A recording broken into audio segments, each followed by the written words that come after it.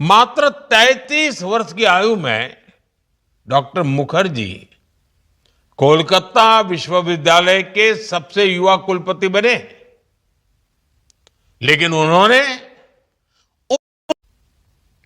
साथियों डॉक्टर मुखर्जी इस साथियों डॉक्टर मुखर्जी इस बात को अच्छे से समझते थे कि संस्थाओं के निर्माण में ही राष्ट्र निर्माण का तत्व छुपा है।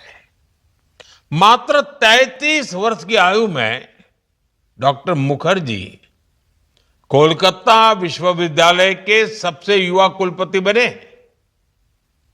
लेकिन उन्होंने उस पद को केवल प्रशासनिक जिम्मेदारी नहीं माना, उन्होंने विश्वविद्यालय को भारत के भविष्य का निर्माण करने वाली संस्था के रूप में देखा। उन्होंने शिक्षा को गुलामी की सोच के दायरे के बाहर निकालने का प्रयास किया। उन्होंने कहा, बंगो जातिर आत्मसम्मान पुनरुद्धार एवं मातृभाषार माध्यमे शिक्षार प्रसार এই আমাদের प्रधान लक्ष्य होवा उचित। यानी बंगाल के लोगों का आत्मसम्मान लौटाना और मातृभाषा में पढ़ाई, ये हमारा प्रथम उद्देश्य है। उनका विश्वास था कि यदि भारत को आत्मविश्वासी राष्ट्र बनाना है तो उसकी शिक्षा भी भारतीय आत्मा से जुड़ी होनी चाहिए। इसी सोच के साथ उन्होंने भारतीय भाषाओं को सम्मान दिया।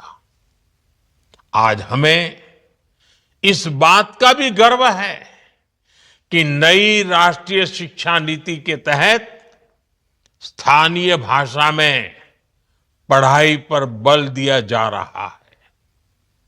जो सपना डॉक्टर मुखर्जी ने देखा था, वो हमारी सरकार ने पूरा किया है।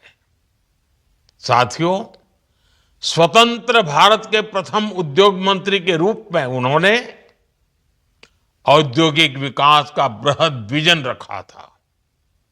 उन्होंने ऐसे राष्ट्रीय संस्थानों की नींव रखी जो आने वाले दशकों तक भारत की आर्थिक शक्ति बने।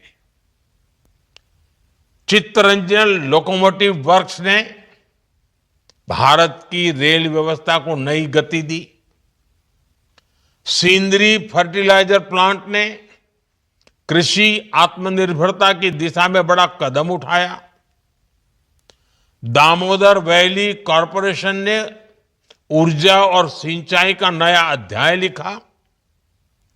Industrial finance corporation of India IFCI, उसने भारतीय उद्योगों को वित्तीय आधार दिया।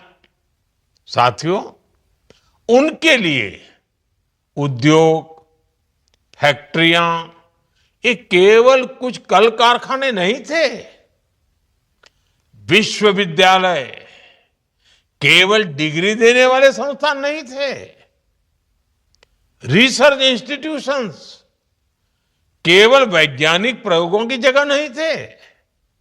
उनके लिए ये सभी राष्ट्र निर्माण के साधना केंद्र थे। डॉक्टर मुखर्जी ऐसी संस्थाओं के पक्षधर थे जो टैलेंट को अवसर दें, ऐसी शिक्षा जो इनोवेशन को प्रोत्साहन दे, ऐसी